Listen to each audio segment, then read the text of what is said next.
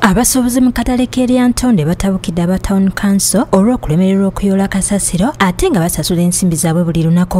Omuntu n'ajja okugulako ennyaanya engatto ye n'erinnya mu kikwalo ogenda okulaba ng'ajja apasuka nakyo. Baagala kuyonjo bagamba ne mukagulirongoosa nagondagira kasasiro owuli avudde wali atuuse ebigye balenga amanda wano abasala ffene ebikwalo bya ffene bimalawo ennaku ensowera yawana neekuŋŋaana. Musasula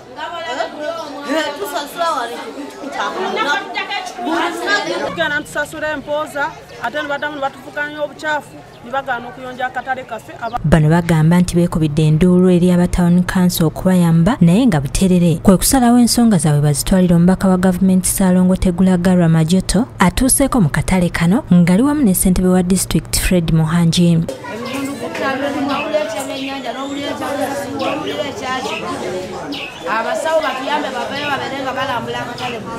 Wano balambudde emidaala abasuubuzi mwe bakolera ne babategeeza nga nabo bwe balemeddwa okweyonja yadde nga n'aba Town Council balemereddwa okuyoola kasasiro. Bwebanga baleeta ripooti ewange ne wa RDC nti Town Council tebayooledde ebisasiro n'abagambye basooke beeyonje bwebakola ki bwebakole babulamu nnyo.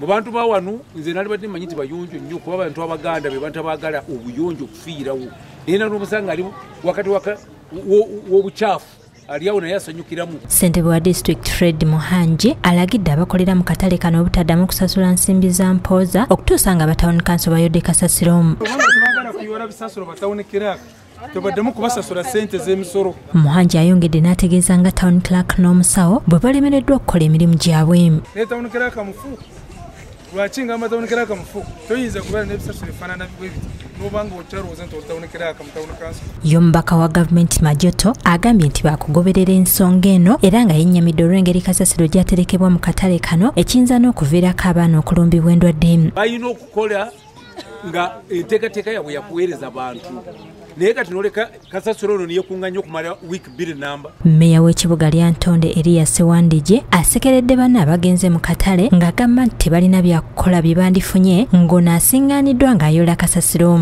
Bw'aba talina bizinensi abiveeko omuntu toyinza kubeerawo nga tolina bizinensi. Waligo Sadat yakusakidde eggulire lino ku Bukedde TV1. Iwe wamu